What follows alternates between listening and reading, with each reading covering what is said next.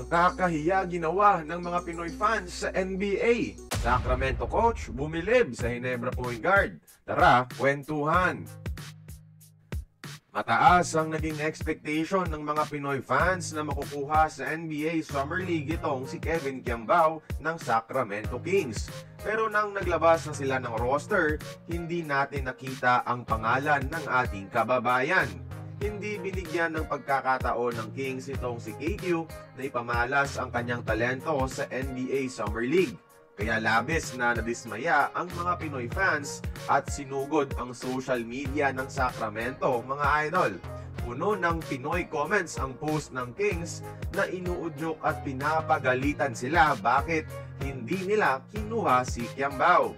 Sinabihan pa nila ito na racist daw ang prangkisa dahil kung ang ibang teams nagsasign ng mga Asian players, bakit si KQ hindi pinirmahan ng Sacramento?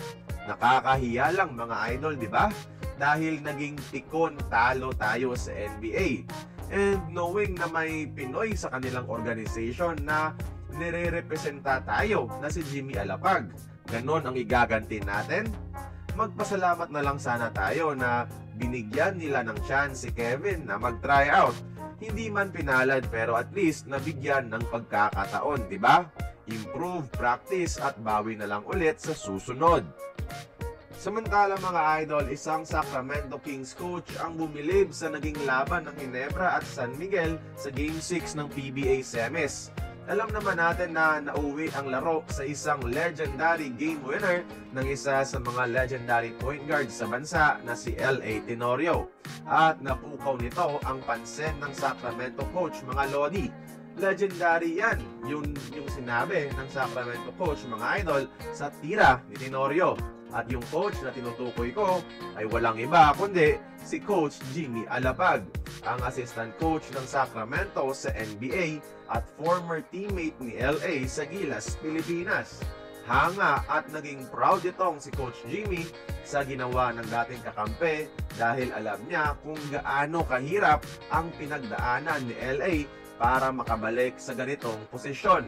Nawala siya sa basketball dahil sa cancer, pero ngayon nakabalik na at muling pinakilala ang sarili. At ngayon nagta-transition na rin itong si LA sa coaching, handling the Gilas youth team. So malay natin, 'di ba? Once maging full-time coach na siya, baka maimbitahan pa siya ni Coach Jimmy sa US at gawin pang guest coach sa NBA Summer League sa mga susunod na taon. Kaya huwag natin i-hate ang Kings just because hindi nila kinuha si KQ. Tandaan natin mga idol, sila ang nagbigay ng golden opportunity kay Jimmy Alapag na makapasok sa NBA bilang isang assistant coach. Kaya kayo mga idol, tingin nyo, maging isang magaling na coach din kaya itong si L.A. Tenorio someday, kagaya ni Alapag? Join the conversation, magkomento lamang sa ibaba.